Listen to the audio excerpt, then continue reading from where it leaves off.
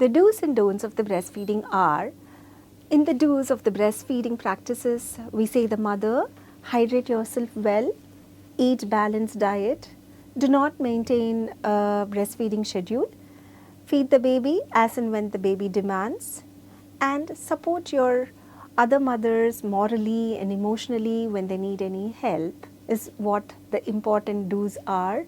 You can express your breast milk to feed the baby.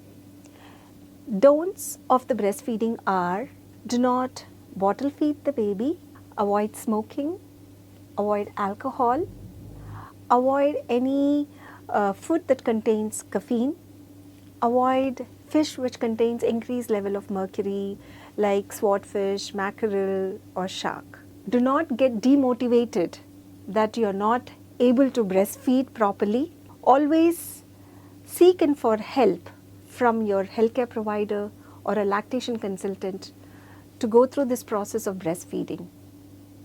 We are all there to help you out in cases of any challenges that any woman faces. I would like to end my talk by saying that nourish your baby with love and confidence, debunk all the myths and follow the facts, and try to enjoy this beautiful journey of breastfeeding and increasing the emotional bonding between you and your baby. Thank you.